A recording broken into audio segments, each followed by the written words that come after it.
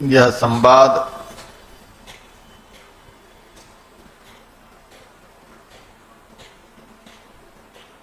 आत्मा और अनात्मा से संबंधित है।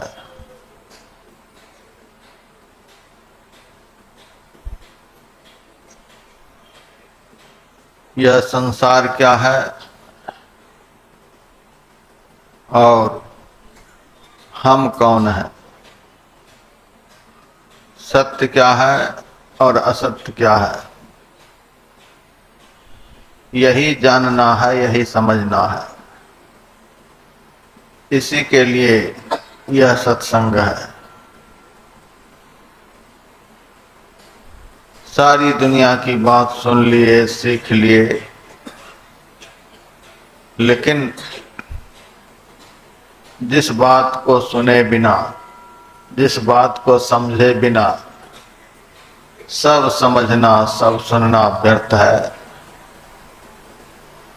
वही बात मैं आप लोगों को सुनाने के लिए जा रहा हूं।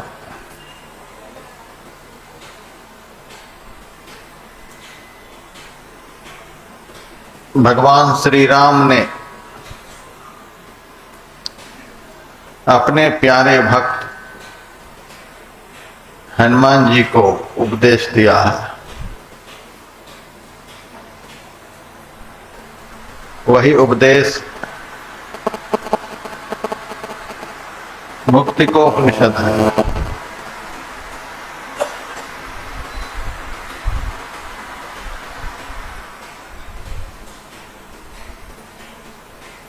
हनुमान जी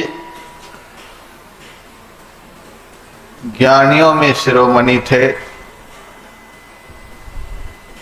समग्र शास्त्र विशारद थे।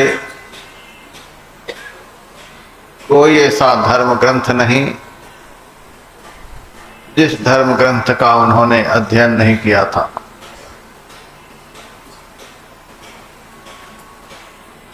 भगवान को इस बात का पता था, मेरा प्यारा भक्त हनुमान दुनिया के समग्र शास्त्रों को तो पढ़ लिया है, समझ लिया है, लेकिन आत्मशास्त्र नहीं पढ़ सका। जिस शास्त्र को पढ़े बगैर एक दिन समग्र शास्त्र का ज्ञान व्यर्थ हो जाता। और हनुमान जी को उपदेश दिया, बहुशास्त्र कथा कंथारो मंथेन वृथे विकिम अन्वेष्टव्यम प्रयत्नेन मारुते ज्योतिरांतरम।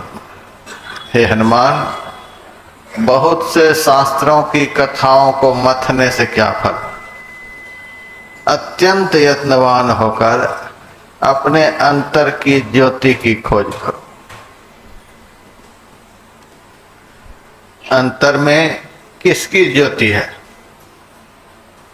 सूर्य की, चंद्रमा की, तारे की, अग्नि की। हमारे अंदर में जो ज्योति है, जिस ज्योति की दो किरणें दोनों आंखों होकर बाहर निकलती है, तो बाहर संसार का ज्ञान हम लोगों को होता है। वह ज्योति किसकी है?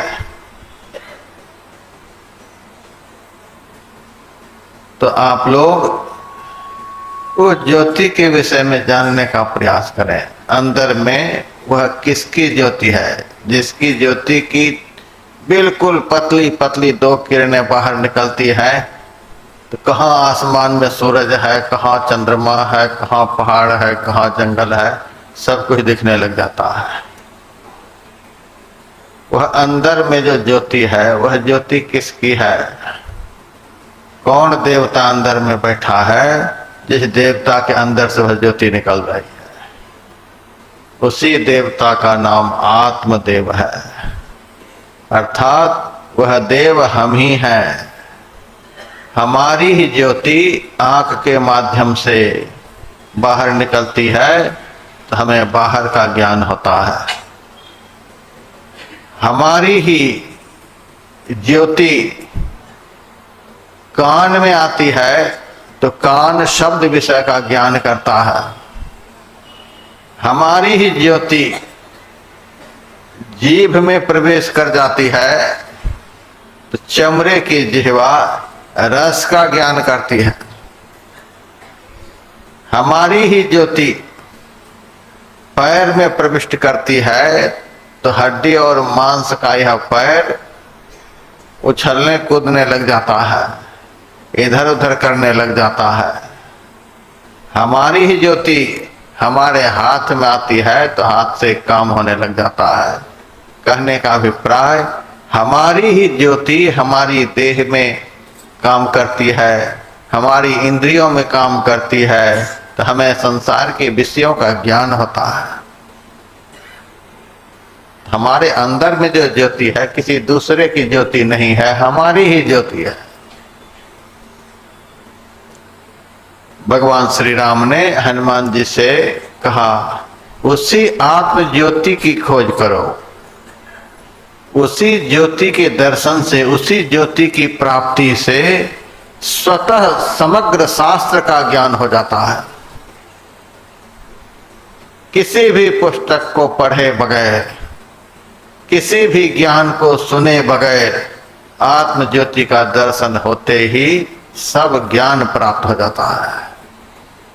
सारा शास्त्र उनके सामने हाथ जोड़े खड़ा हो जाता है।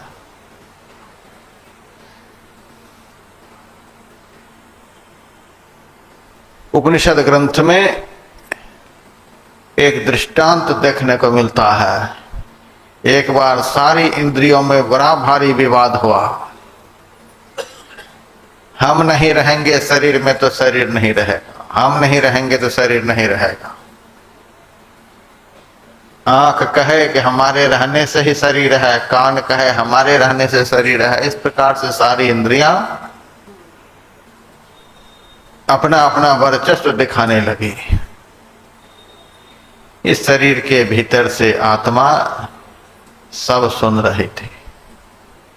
आत्मा कहती है कि ठीक है, तुम्हारे रहने से शरीर नहीं रहेगा तो एक एक करके निकलो, निकल जाओ सब। सारी इंद्रियां एक एक करके शरीर से बाहर निकल गई, तो भी शरीर मरा नहीं, ज्यों का त्यों ही रहा। सारी इंद्रियों का अभिमान गलित हो गया। तब आत्मा कहती है, अब तुम लोग आ जाओ इस शरीर के अंदर। अब तो पता चल गया कि तुम लोगों के रहने से शरीर रहता है कि किसी और के रहने से शरीर रहता है। आ जाओ सब। सारी इंद्रियां पुनः शरीर में प्रविष्ट कर गई। अब आत्मा कहती है कि थोड़ी देर के लिए मैं इससे बाहर निकलती हूं, तुम लोग आराम से रहो। आत्मा जैसे ही इस शरीर से अलग होने लगी, वैसे सारी इंद्रियां क्रिया शून्य होने लग गई, निश्चेष्ट होने लगी। सारी इंद्रियां कहने लगी, नहीं नहीं तुम नहीं जाओ, तुम्हारे रहने से ही शरीर है, तुम्हारे रहने से ही हम सब हैं, तुम्हारे बिना किसी का अस्तित्व नहीं है। कहने का अभिप्राय, प्रकाशमय तत्व, ज्ञानमय तत्व इस शरीर के भीतर में दूसरा कोई भी नहीं है, वह हम स्वयं है। इसीलिए भगवान श्री राम ने कहा, बहुत से शास्त्रों की कथाओं को मथने से क्या फल। हे वायुसुत, अत्यंत यत्नवान होकर अपने अंतर की ज्योति की खोज करो, अर्थात अंतरात्मा की खोज करो। अंदर की ज्योति से तात्पर्य आत्म ज्योति, आत्म प्रकाश, आत्मा में प्रकाश है। हम लोग उतनी गहराई में नहीं जा पाते हैं, इसीलिए विविध उपासनाओं में लगे पड़े हैं। यदि इस विषय का ज्ञान हो जाए तो आगे जो छठ पर्व बिहार में आने वाला है, और धीरे धीरे यह पर्व बहुत राज्यों में बिहार के लोगों के द्वारा फैलता चला जा रहा है, उस पर्व पर किसकी उपासना करते हैं? उस पर्व पर सूर्य भगवान की उपासना करते हैं। सूर्य भगवान आकाश में है, उनको बहुत तरह के फल दिखलाते हैं, उनको दीपक दिखलाते हैं, अगरबत्ती दिखलाते हैं, ना जाने क्या क्या दिखलाते हैं। यदि हमारे अंदर में आत्मा का प्रकाश नहीं हो तो क्या सूरज के प्रकाश को देख सकते हैं? हमारा ही प्रकाश आंख होकर के निकलता है, तब हम सूरज को देखते हैं। सूरज को दिखाने वाला प्रकाश हमारे अंदर में है, चंद्रमा को दिखाने वाला प्रकाश हमारे अंदर में है, और यह भी हम कह सकते हैं घट घट में व्यापक परमात्मा को दिखाने वाला प्रकाश भी हमारे ही अंदर में है। जो कोई रूह आपनी देखा सो साहब को पेखा। जो आत्म प्रकाश का दर्शन कर लेता है तो उसी प्रकाश से परमात्मा प्रकाश का दर्शन होता है, परमात्मा का दर्शन होता है। सबसे बढ़कर कौन है सृष्टि में? परमात्मा है। मैं तो सूर्य की उपासना करने वाले भक्तों से कभी कभी पूछता हूं, तुम लोग बताओ सूर्य भगवान के पिता का क्या नाम है? तो लोग जवाब नहीं दे पाते। मैं उनसे पूछता हूं, जिनकी उपासना करते हो उनका परिचय भी नहीं जानते, उनके खानदान का नाम नहीं जानते। सूर्य भगवान के पिता का क्या नाम है? सूर्य भगवान के पिता का नाम है कश्यप मुनि। कश्यप मुनि का बेटा सूर्य है। कश्यप मुनि के पिता का नाम क्या है? उनके पिता का नाम है मरीचि ऋषि। मरीचि ऋषि के पिता का नाम क्या है? ब्रह्मा जी। ब्रह्मा जी के पिता का क्या नाम है? तो विष्णु भगवान। अब विष्णु भगवान किससे बने हैं, किससे प्रकट हुए हैं? ये त्रिदेव ब्रह्मा विष्णु महेश किससे बने हैं? परम प्रभु परमात्मा से। परमात्मा से ही तीन शक्ति प्रकट हुई। एक शक्ति से सर्जन होता है, एक शक्ति से पालन होता है, एक शक्ति से संहार होता है।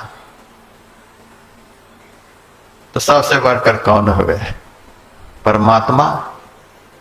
उस परमात्मा का दर्शन किस प्रकार से होता है? उस परमात्मा का ज्ञान किस ज्ञान से होता है? उस परमात्मा का ज्ञान आत्मज्ञान से होता है। उस परमात्मा का दर्शन आत्म प्रकाश से होता है। इसीलिए कबीर साहब ने कहा, जो कोई रूह आपने देखा सो साहब को पेखा। एक सूफी संत ने लिखा, इबादत है किसी नासाद को फिर साध कर देना। इबादत है किसी बर्बाद को आबाद कर देना। यही सीखा है सागर हमने मुर्शद के कदम छूकर। खुदा से हो अगर मिलना पता खुद का लगा लेना। हमारे अंदर वह प्रकाश है जिस प्रकाश से हम अपना भी ज्ञान कर सकते हैं और अपने से संबंधित परमात्मा का भी ज्ञान कर सकते हैं। भगवान श्री राम ने कहा, अत्यंत यत्नवान होकर तो अपने अंदर की ज्योति की खोज करो, अर्थात आत्म प्रकाश का तलाश करो। उसी प्रकाश से ज्ञान होता है। अपना ज्ञान होता है, परमात्मा का ज्ञान होता है। इसी ज्ञान के लिए, जिस ज्ञान से अपना ज्ञान होता है और अपने से संबंधित परमात्मा का ज्ञान होता है, इसी ज्ञान के लिए जनक जी पूछते हैं, कथन ज्ञान मवापनोति। हे गुरुदेव, आप कृपा करके बतलाइए कि वह ज्ञान कैसे प्राप्त होता है। पुस्तकी ज्ञान के लिए नहीं पूछ रहे हैं। यदि यह ज्ञान हमें प्राप्त नहीं हुआ तो सब ज्ञान एक दिन अज्ञान में बदल जाएगा।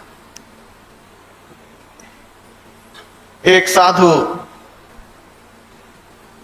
घनघोर जंगल में किसी पेड़ के नीचे बैठा हुआ था और व्याकरण का एक धातु डुक्रिय करने इसका अभ्यास कर रहा था। किसी भी शब्द की सिद्धि के लिए बहुत सारे सूत्रों को लघु सिद्धांत कौमुदी से सिद्धांत कौमुदी से याद करना पड़ता है। एक एक शब्द को सिद्ध करने के लिए कभी कभी 20-20 सूत्र का समावेश कराना पड़ता है। 20-20 सूत्र के माध्यम से एक एक शब्द सिद्ध होता है। तो बहुत धातु के सूत्रों में से एक सूत्र का नाम डुकरे करने। 90 साल की उम्र उस महात्मा की। पुस्तकी ज्ञान से उनको इतना प्रेम था कि मरने के समय भी उसी में लगा पड़ा था। पेड़ के नीचे बैठा हुआ है, रट रहा है डुकरी करने डुकरी करने डुकरी करने। हम लोग भी जब पढ़ते थे एक एक सूत्र को 20-20 बार रटते थे। एक एक दिन में 50-50 सूत्र को रटते थे।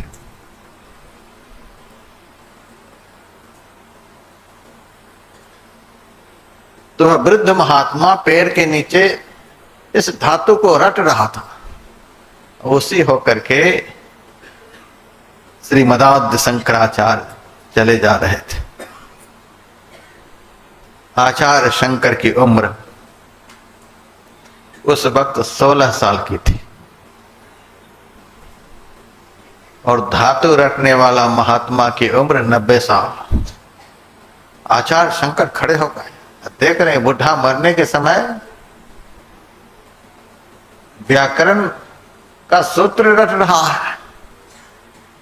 कुछ दिन के बाद इनके सामने यमदूत आने वाला है, काल पहुंचने वाला है, उठा करके ले जाएगा।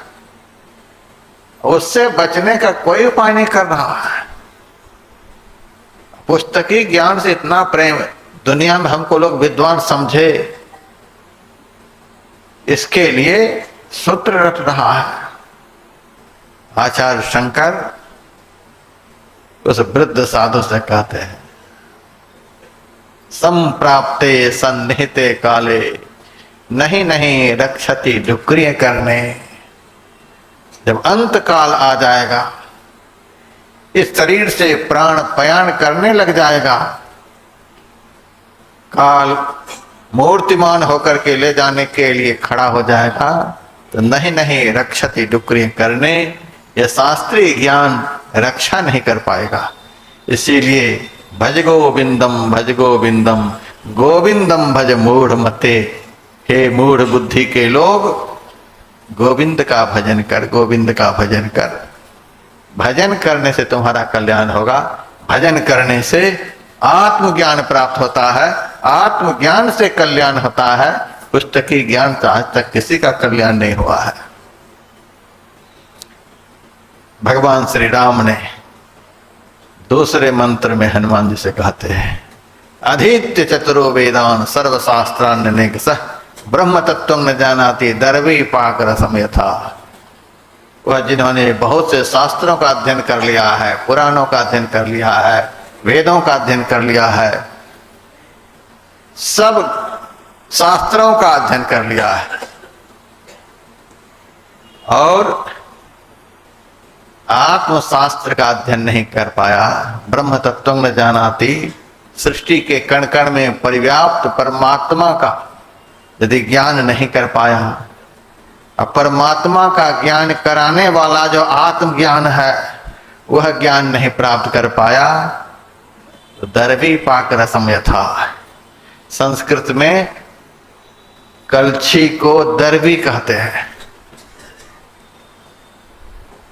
कलछी दाल में भी घूमती है, खीर में भी घूमती है, सब्जी में भी घूमती है, और उनसे पूछिए कि दाल में नमक है कि नहीं है, खीर में चीनी है कि नहीं है, सब्जी में हल्दी पड़ी है कि नहीं पड़ी है, कोई जवाब नहीं। घूमती है सब में, लेकिन ज्ञान किसी का नहीं, स्वाद का पता किसी का भी नहीं।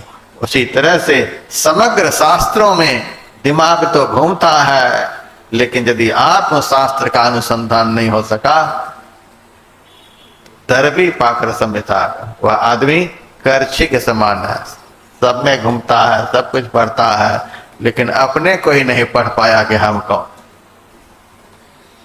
गुरु महाराज के प्रवचन में बहुत दिखाया हुआ है, आदमी कहता है यह मेरी आंख है, यह मेरा कान है, यह मेरा हाथ है, यह मेरा पैर है।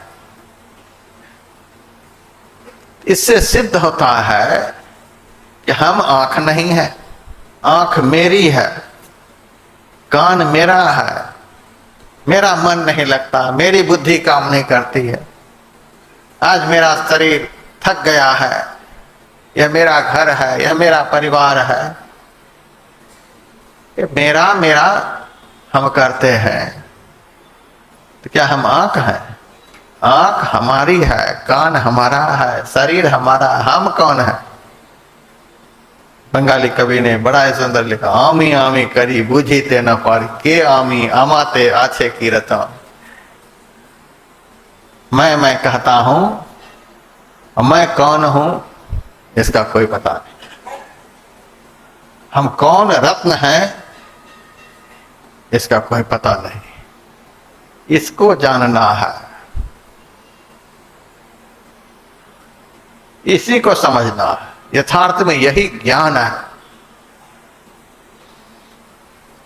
यह ज्ञान अभ्यास से प्राप्त होता है, साधना से प्राप्त होता है, भजन से प्राप्त होता है। हम कभी कभी भक्तों को श्रीमद् भागवत महापुराण की कथा सुनाते हैं। श्रीमद् भागवत महापुराण में महात्म्य के रूप में 6 अध्याय और पद्म पुराण से वे 6 अध्याय भागवत में दिए गए हैं। तो भागवत के महात्म्य में भक्ति का प्रसंग आता है। एक बार देवर्षि नारद जी तीर्थों में भ्रमण करते हुए वृंदावन गए। वहां उन्होंने यमुना जी के तट पर एक परम सुंदरी नवयुवती को देखा। उस नवयुवती को चारों ओर से बहुत सारी सुंदरियां पंखा झल रही थी। वह नवयुवती इस प्रकार से बहुत सारी सुंदरियों के द्वारा सेवित होने पर भी संतुष्ट नहीं थी, जोर जोर से रुदन कर रही थी। देवर्षि नारद जी के मन में हुआ, देखने में तो बड़ी सुंदरी है और बहुत सारी सुंदरियां इनकी सेवा भी कर रही हैं, फिर भी क्यों रो रही है? देवर्षि नारद जी वहां गए और देखा कि उस सुंदरी के सामने ही 2 वृद्ध पुरुष लेटे हुए थे, लेकिन देखकर ही वहां से चलने लगे, कुछ बोले नहीं। तो परम सुंदरी नवयुवती देवर्षि नारद जी से कहती है, भो भो साधो क्षणं तिष्ठा मच्चिंताम विनाशया। हे साधो, थोड़ी देर के लिए आप यहाँ ठहर जाइए, मेरी चिंता का आप दूर कर दीजिए। देवर्षि नारद जी वापस हुए, वहां ठहर गए और पूछने लगे कि देवी तुम कौन हो, तुम्हारा क्या नाम है? और चारों ओर से सुंदरियां जो पंखा झल रही है, ये सब कौन है? और तुम्हारे सामने जो 2 वृद्ध पुरुष लेटे हुए हैं, उनका क्या नाम है? वह परम सुंदरी बतलाती है कि मेरा नाम भक्ति है। और चारों ओर से सुंदरियां जो पंखा झल रही हैं, इसमें से किसी का नाम गंगा है, किसी का नाम गोदावरी है, किसी का नाम यमुना है, किसी का नाम सरस्वती है। ये सारी पवित्र पवित्र नदियां हैं जो हमारी सेवा में है। देखिए भक्ति की क्या महिमा है। भक्ति की सेवा में धरती पर की सारी पवित्र नदियां सदैव रहती हैं। लेकिन लोग भक्ति नहीं करेंगे, नदी में जरूर चले जाएंगे स्नान करने के लिए। वह आसान है, भक्ति करना आसान नहीं है। फिर वह सुंदरी कहती है कि दो वृद्ध पुरुष जो लेटे हुए हैं वे दोनों हमारे बेटे हैं। चिंता इसी बात की है कि मैं नवयुवती और मेरा बेटा वृद्ध हो गया है। ये दोनों मेरे बेटे हैं। तो नारद जी ने कहा इनका क्या नाम है? तो सुंदरी कहती है इन दो में से एक का नाम ज्ञान है और दूसरे का नाम वैराग्य है।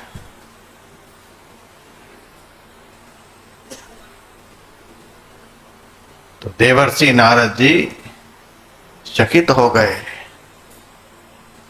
कि भक्ति के बेटे का नाम ज्ञान और वैराग्य है, लेकिन वहां पर दोनों सोया हुआ है, मूर्छित पड़ा हुआ है। महाराज आप कृपा करके दोनों को जगा दो, दोनों बेटे को जगा दो। इसी बात की चिंता है। मैं नवयुक्ति, मेरा बेटा वृद्ध, और उसमें भी सोया पड़ा है, जगता ही नहीं, इसको जगाओ। देवर्षि नारद जी उन दोनों के कान में वेद पढ़कर सुनाने लगे। लेकिन वेद के ऋचाओं को सुनकर भी दोनों जगे नहीं। उपनिषद सुनाने लगे और बहुत सारे पुराण सुनाने लगे, संहिता सुनाने लगे, गीता रामायण सुनाने लगे, बहुत कुछ सुना गए। लेकिन ये दोनों कभी कभी आंखों को खोल देते थे या फिर आंखों को बंद कर लेते थे। नारद जी के मन में हुआ क्या बात है कि इतना सब कुछ सुना गया तो भी ये जग नहीं रहा है, अब क्या उपाय करो। बड़े चिंतित हुए और उन्होंने भक्ति माता से कहा माता आप चिंता नहीं करो, यदि मैं ब्रह्मा जी का पुत्र हूं इन दोनों को जागृत करके मैं छोड़ूंगा। मैं जा रहा हूं इसके लिए तप करने के लिए। और देवर्षि नारद जी चले गए बद्रिकाश्रम। वहां सनकादि ऋषि से उनकी मुलाकात हुई। सनकादि ऋषि ने कहा आप बड़े व्यग्र, बड़े चिंतित लगते हैं, क्या बात है? तो यमुना तट पर की सारी घटना सुना गए। महाराज सब कुछ सुना गए तो भी दोनों जगे नहीं, इसका क्या मतलब है? सनकादि ऋषि ने कहा नारद जी